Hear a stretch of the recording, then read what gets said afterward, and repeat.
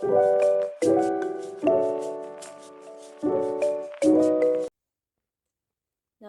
kelompok sosial yaitu kumpulan individu yang memiliki hubungan dan saling berinteraksi sehingga mengakibatkan tumbuhnya rasa kebersamaan dan rasa saling memiliki. Oke, materi yang pertama itu saya akan membahas tentang hakikat kelompok sosial. Sejak dilahirkan, manusia sudah mempunyai dua hasrat atau kepentingan pokok, yaitu yang pertama, keinginan untuk menjadi satu dengan manusia lain di sekelilingnya, dan yang kedua, keinginan untuk menjadi satu dengan lingkungannya. Nah, adapun syarat dan ciri kelompok sosial. Menurut Robert Camerton, menyebutkan 3 kriteria suatu kelompok, yaitu yang pertama, memiliki pola interaksi, dan yang kedua, pihak yang berinteraksi mendefinisikan dirinya sebagai anggota kelompok, dan yang ketiga, pihak yang berinteraksi didefinisikan oleh orang lain menjadi anggota kelompok. Nah, selanjutnya saya akan membahas ciri-ciri kelompok sosial. Ciri-ciri kelompok sosial itu yang pertama, kelompok sosial adalah satu kesatuan yang nyata, dapat dikenal, dan dapat dibedakan kelompok sosialnya. Yang kedua, tiap anggota kelompok sosial merasa memiliki kepentingan yang sama dan mempertahankan nilai-nilai hidup yang sama. Yang ketiga, tiap kelompok sosial memiliki struktur sosial karena terdiri dari individu yang saling terkait satu sama lain berdasar status atau perannya. Dan yang keempat, tiap anggota kelompok sosial memiliki peran-peran yang berbeda. Dan yang kelima, tiap kelompok sosial memiliki norma-norma kelakuan yang mengatur peran anggota itu sendiri. Nah, selanjutnya, proses dan faktor pembentuk kelompok sosial. Proses pembentuk kelompok sosial manusia adalah makhluk sosial yang secara kodrati tidak dapat hidup tanpa orang lain atau tidak dapat hidup sendiri. Suatu kelompok sosial dapat terbentuk apabila terdapat sedikitnya 2 orang anggota yang saling berinteraksi, memengaruhi, dan memiliki kepentingan yang sama. Kemudian, triad terdiri dari 3 orang yang saling berinteraksi.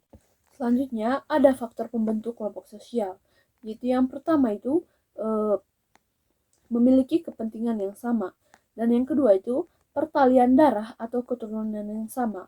Yang ketiga itu daerah atau wilayah yang sama. Nah, ada pula berbagai bentuk dan jenis-jenis kelompok kepentingan di masyarakat. Yang pertama itu saya akan membahas tentang solidaritas mekanik dan solidaritas organik. Nah, teman-teman, solidaritas mekanik ini merupakan ciri masyarakat yang masih belum mengenal pembagian kerja. Dan sedangkan solidaritas organik itu bentuk solidaritas yang mengenal pembagian kerja. Selanjutnya ada Gemeinschaft atau paguyuban dan Gesellschaft atau patembayan. Gemeinschaft atau paguyuban merupakan kehidupan bersama yang intim, pribadi dan eksklusif dan memiliki keterikatan sejak lahir.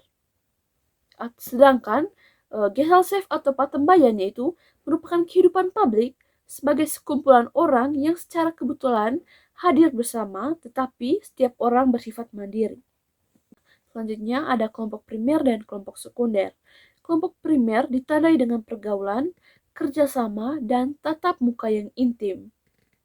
Dan kelompok sekunder yaitu kelompok yang formal, tidak pribadi, dan berciri kelembagaan. Misalnya, koperasi. Nah, selanjutnya ada in-group dan out-group. In-group atau kelompok dalam yaitu biasanya dijumpai dengan persahabatan, kerjasama, keteraturan, dan kedamaian. Sedangkan out-group yaitu apabila kelompok dalam berhubungan dengan kelompok luar, maka muncullah rasa kebencian, permusuhan, perang, atau perampokan. Selanjutnya, ada membership group dan reference group. Yang pertama itu membership group. Membership group adalah di mana setiap orang secara fisik menjadi anggota dari kelompok tersebut. Dan yang kedua itu reference group. Reference group adalah kelompok sosial yang menjadi acuan bagi seseorang secara psikologis sehingga dapat membentuk pribadi dan perilakunya. Ada juga 2 tipe umum reference group, yaitu yang pertama itu tipe normatif atau normative type. Tipe ini menentukan dasar-dasar kepribadian seseorang. Tipe ini merupakan sumber nilai bagi individu baik anggota maupun bukan anggota kelompok. Nah, selanjutnya ada juga tipe perbandingan. Tipe perbandingan ini atau comparison type, biasa disebut dengan comparison type, yaitu merupakan pegangan bagi individu untuk menilai kepribadian.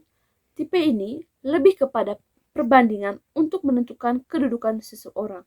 Selanjutnya, ada juga tipe formal dan informal. Dari sebutan namanya saja, kita sudah bisa mengetahui bahwa tipe formal yaitu kelompok yang memiliki aturan tegas dan kelompok ini sengaja diciptakan untuk mengatur hubungan antara sesama anggota. Dan yang kedua itu kelompok informal. Kelompok informal adalah kelompok yang tidak memiliki organisasi dan struktur yang pasti. Seperti kita di lingkungan persahabatan kita kan tidak mempunyai peraturan yang mengikat kita satu sama lain. Selanjutnya itu ada kelompok okupasional dan kelompok volunteer. Yang pertama itu kelompok okupasional. Kelompok okupasional adalah kelompok yang karena semakin memudarnya fungsi kekerabatan, kelompok ini terdiri atas berbagai profesi dan memiliki pekerjaan yang sama. Yang kedua itu kelompok volunteer. Kelompok volunteer yaitu kelompok yang berdiri atas berbagai anggota yang memiliki kepentingan yang sama juga. Namun yang membedakan kelompok ini dengan kelompok okupasional itu kelompok ini tidak dianggap oleh masyarakat.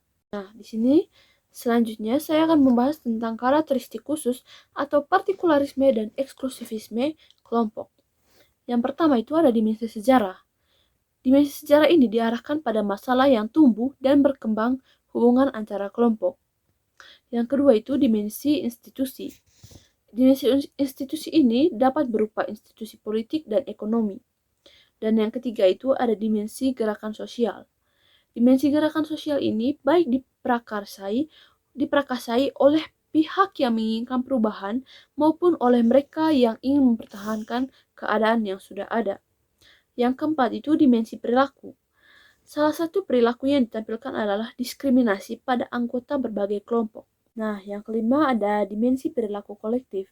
Dimensi perilaku ini merupakan tindakan bersama oleh sejumlah orang, bukan tindakan individu semata.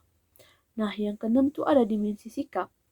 Dimensi sikap ini timbulnya prasangka atau stereotip dan memunculkan sikap partikularisme dan eksklusivisme. Nah, selanjutnya saya akan membahas tentang partikularisme dan eksklusivisme. Menurut Kamus Besar Bahasa Indonesia, partikularisme itu adalah sistem yang mengutamakan kepentingan pribadi di atas kepentingan umum atau aliran politik, ekonomi, kebudayaan yang mementingkan darah sendiri atau kelompok khusus sukuisme. Nah, sedangkan eksklusivisme yaitu paham yang cenderung untuk memisahkan diri dari masyarakat.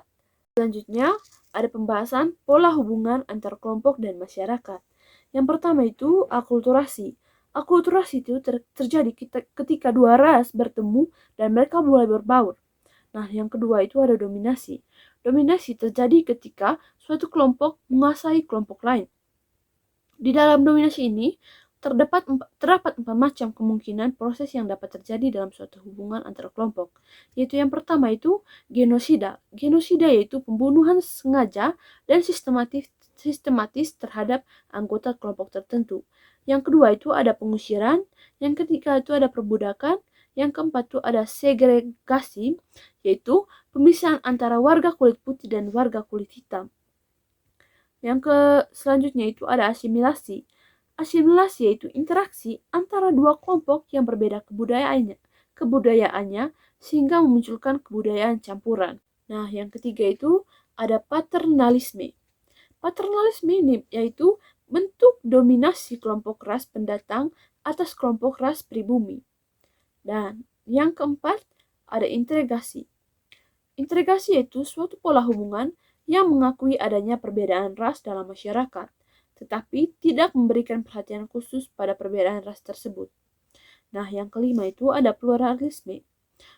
Pluralisme yaitu pola hubungan yang mengakui adanya persamaan hak politik dan hak perdata masyarakat. Nah, menurut Stanley Lieberson ini mengklasifikasikan pola hubungan antara kelompok menjadi dua pola, yaitu yang pertama itu pola dominasi kelompok pendatang atas pribumi, dan yang kedua itu pola dominasi kelompok pribumi atas kelompok pendatang. Selanjutnya ada dinamika kelompok sosial. Menurut KBBI, dinamika kelompok sosial yaitu sekumpulan orang dalam masyarakat yang menimbulkan perubahan tata hidup masyarakat yang bersangkutan. Nah, ada pula di dalamnya fungsi dinamika kelompok sosial, yaitu yang pertama itu menciptakan kerjasama di antara anggota sehingga akan menguntungkan satu sama lain. Dan yang kedua itu memudahkan menyelesaikan pekerjaan yang dihadapinya. Dan yang ketiga, memberikan kesempatan kepada semua orang untuk memberikan pendapat atau gagasan. Nah, selanjutnya yang pertama itu ada faktor dari dalam atau intern. Faktor dari dalam ini mempunyai ciri, yaitu yang pertama itu konflik antar individu. Konflik antar individu ini mengakibatkan adanya ketidakseimbangan kekuatan dalam kelompok tersebut. Yang kedua itu atau B, adanya perbedaan kepentingan sehingga menimbulkan ketidakadilan pada anggota kelompok. Yang ketiga itu atau ke C, adanya perbedaan paham dari tiap anggota kelompok dalam upaya memenuhi tujuan kelompok. Selanjutnya yang kedua itu ada faktor dari luar atau ekstern. Ciri-ciri dari faktor ini itu yang A, perubahan situasi atau keadaan di mana kelompok tersebut hidup. Yang kedua itu pergantian anggota kelompok akan mempengaruhi perubahan kelompok. Yang ketiga, perubahan situasi sosial ekonomi dalam kelompok.